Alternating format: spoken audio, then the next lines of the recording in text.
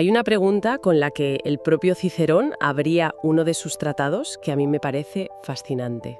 A ver. Se preguntaba si la elocuencia, o sea, la facilidad de palabra, trae más bienes o más males a la humanidad. Es que esa pregunta es la clave de todo. Que se lo planteara él, precisamente él. Exacto. Que uno de los oradores más grandes de la historia, un hombre cuya vida era la palabra, tuviera esa duda. Creo que es el punto de partida perfecto para nuestra conversación de hoy. Totalmente. Porque resume la tensión de su vida y, en cierto modo, también de la nuestra. El poder de la palabra para construir y para manipular.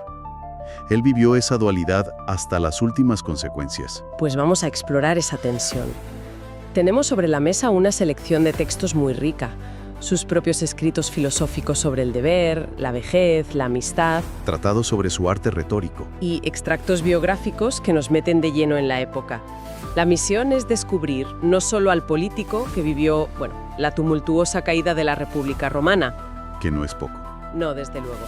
Sino también al pensador que luchó por usar la razón en una era que estaba dominada por la fuerza bruta.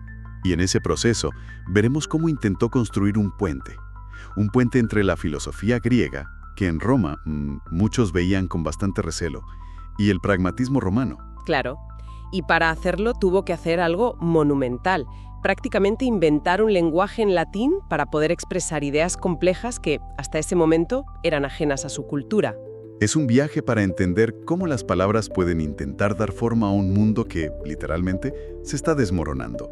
Pues sí, de acuerdo. Pues empecemos por ahí, por ese mundo que se desmoronaba. Vamos a situarnos en el tablero político. La relación de Cicerón con Julio César es el epicentro de todo este drama. Sin duda.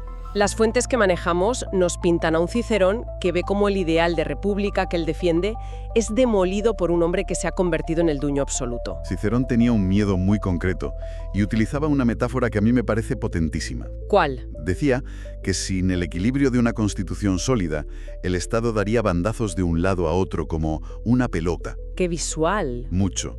Advertía de un ciclo de gobernantes destructivos, donde un tirano sería sucedido por otro. Él ya veía venir el caos, la inestabilidad que iba a seguir a la dictadura de César. Y entonces llega el momento que lo cambia absolutamente todo, el asesinato de César en los idus de marzo. Y aquí pasa algo fascinante. Sí. A pesar de que todo el mundo conocía su oposición al dictador, los conspiradores no contaron con él. No lo hicieron. Y la razón que nos dan las fuentes es su conocida cautela. Su cautela. Cautela, sí. Pero yo creo que es algo más profundo. A ver, para los conspiradores, el fin justificaba los medios, ¿no? Matar al tirano para salvar la república. La lógica del mal menor. Exacto. Pero para Cicerón, esa lógica era un veneno. Romper la ley, incluso con la mejor de las intenciones, era abrir la puerta a que cualquiera pudiera hacerlo en el futuro. Le veían demasiado legalista para un acto tan radical. Justo. Y es que para él, el asesinato, incluso el de un tirano, rompía esa ley natural que tanto defendía. Su legalismo no era una debilidad, era la columna vertebral de su pensamiento. Matar a César para él habría sido destruir la república para salvarla. Una contradicción que no podía asumir. Exactamente. Y bueno, tras la muerte de César, intenta desesperadamente recoger los pedazos. Como líder del Senado, propone una amnistía para los tiranicidas, buscando calmar los ánimos y evitar una guerra civil. Un movimiento muy pragmático. Sí, para salvar lo que queda. Pero la cosa se complica. Su siguiente jugada es muy arriesgada. Intenta usar al joven heredero de César, un tal Octavio, como contrapeso a Marco Antonio. A quien consideraba el verdadero peligro. Sí. Y es el error de cálculo que le va a costar la vida. Subestimó por completo la ambición de Octavio. Creyó que podía moldearlo, que podía usarlo para sus fines republicanos. Y se equivocó. Pero mucho. El joven resultó ser, mucho más astuto y despiadado de lo que nadie imaginaba. Es una ironía tremenda. Intenta usar al heredero del hombre que destruyó sus ideales para restaurarlos y al final ese mismo heredero es quien firma su sentencia de muerte. Es casi una tragedia griega. Totalmente. Vemos cómo todas sus maniobras políticas fracasan en un mundo que ya no responde a las leyes, sino a las legiones. Y es precisamente en ese momento de derrota, cuando la política le da la espalda y se ve forzado a un retiro amargo, es cuando se refugia en su otra gran arma, la filosofía. Ah, muy buen punto. No como una evasión, sino como un intento de entender qué había salido mal y cómo reconstruir los cimientos morales de Roma. Me parece una transición clave. Cuando las palabras le fallan en el foro, las usa para construir ideas. Pero no lo tenía nada fácil. No. Con mucha desconfianza. Figuras como Catón el Viejo la consideraban una especulación ociosa, impropia de gente de acción. Claro, cosas de griegos. Eso es. Y ahí está una de sus mayores aportaciones, una que a menudo pasamos por alto porque hoy nos parece obvia.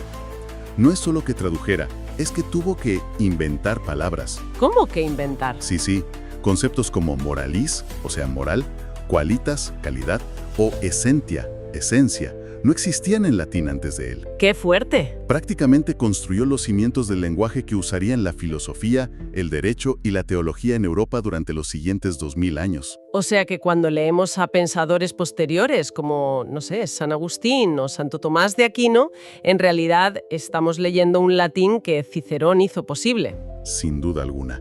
Les dio las herramientas para pensar. Él mismo lo reconoce en sus Tusculanas. Ajá. Dice algo así como: postrada estuvo la filosofía hasta estos años, sin recibir ninguna luz de las letras latinas. Él se propuso ser esa luz. Forjó el vocabulario para poder debatir sobre ética, metafísica o política en su propia lengua. Y los textos que tenemos señalan que no le interesaba cualquier tipo de filosofía. No le vemos enfrascado en las grandes teorías físicas, como el atomismo. No, para nada. Lo que a él le preocupaba eran las cuestiones que afectaban directamente a la vida humana. La naturaleza de los dioses, la adivinación, el destino. Le obsesionaba cómo las fuerzas divinas podían influir en la libertad individual del ser humano. Buscaba una filosofía útil. Sí, pero es curioso, porque al mismo tiempo que critica la superstición y busca una ética racional, escribe tratados enteros sobre el arte de la adivinación. Hay una contradicción ahí, ¿no? Es verdad.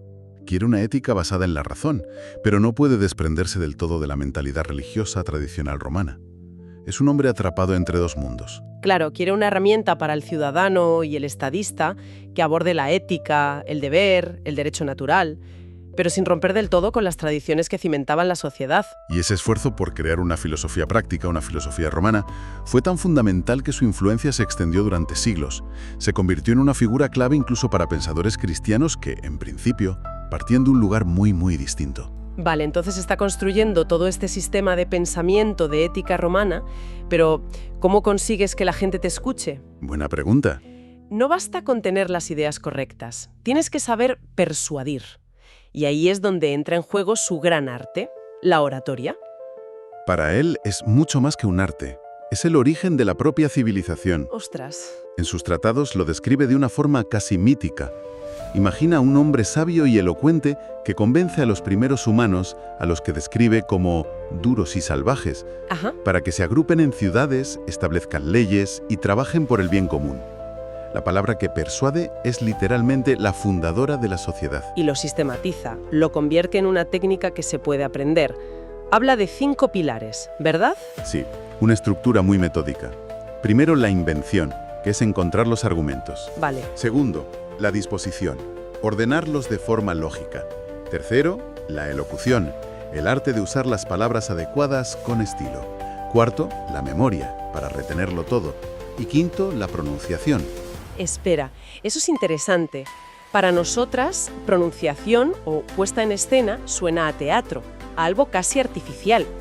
¿Para los romanos tenía esa connotación o lo veían como una parte esencial y honesta de la comunicación? Es una gran pregunta. Para ellos no había una distinción tan clara. La pronunciatio no era actuar, era la encarnación del argumento. El uso de la voz, el gesto, la mirada, todo formaba parte de la credibilidad del orador. Ah, claro. Un argumento bien razonado pero mal expuesto era un argumento débil. El cuerpo y la palabra eran un todo inseparable en la persuasión. Y en sus tratados de retórica es increíblemente práctico. Da ejemplos muy concretos. Sí. Por ejemplo, distingue entre un argumento probable y uno necesario. El probable, dice, es: si es madre, ama a su hijo. Claro. No es una ley universal, pero es lo que la gente acepta como verosímil. Apela a la experiencia común. Y también ofrece consejos muy prácticos para la estructura. La conclusión, nos dice, debe tener una enumeración. Consiste en reunir todas las ideas que se han ido exponiendo, agruparlas como en un haz. Como en un haz, me encanta. Para que el público las recuerde fácilmente. No busca solo conmover, busca ser claro y memorable.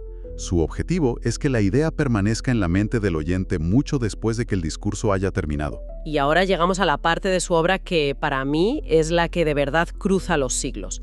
Cuando habla de la amistad o de la vejez, de repente deja de ser una estatua de mármol y se convierte en una persona con la que podrías tomar un café. Totalmente. Su idea sobre la soledad es brutalmente moderna. Es que ahí toca lo universal. Plantea un experimento mental. Imagina que un Dios te da todo lo que la naturaleza desea. Abundancia, placeres, salud. ¿Vale? Pero te quita la posibilidad de ver a otro ser humano. Y Cicerón se pregunta, ¿quién sería tan férreo que pudiera soportar esta vida? Nadie. Exacto. La conclusión es que la amistad, la comunidad, no son un lujo, son una necesidad humana fundamental. Esa necesidad del otro es central. Y lo vemos también en su obra sobre la vejez. Aborda de frente los 4 grandes miedos que, según él, se asocian a la edad avanzada. A ver, ¿qué son? Que nos aparta de la vida activa, que debilita el cuerpo, que nos priva de los placeres y, bueno, que nos acerca a la muerte. Los 4 jinetes del apocalipsis de la vejez. Y no se queda en la queja, ¿eh? Ofrece un antídoto para cada uno. Sí. Contra la idea de que la vejez te aparta de los negocios, argumenta que es la edad de la sabiduría y el consejo, donde la autoridad moral sustituye a la fuerza física. Y contra la debilidad del cuerpo. Su consejo parece sacado de un manual de bienestar moderno. Totalmente. Dice que hay que luchar contra la vejez como se lucha contra la enfermedad, con ejercicio moderado y una dieta saludable. Pero sobre todo, insiste en cuidar la mente. Y aquí usa una metáfora preciosa. La de la lamparilla. Esa. Hay que cuidarla como a una lamparilla a la que se le va echando aceite para que no se extinga. Y sobre la proximidad de la muerte, ofrece una de las analogías más bellas de toda su obra, en mi opinión. Estoy de acuerdo. Dice que la muerte de un joven es violenta, como sofocar la fuerza de una llama con un chorro de agua. En cambio, la de los ancianos es como un fuego que se extingue sin violencia, una vez que se ha consumido todo el combustible. Es la aceptación de una muerte natural, que llega a su debido tiempo. ¡Qué imagen tan potente! Mucho. Es una forma de quitarle el terror a la muerte y verla como una conclusión natural, casi serena. Te cambia la perspectiva. Totalmente. Intenta reconciliar al ser humano con su propia naturaleza, con su ciclo vital completo.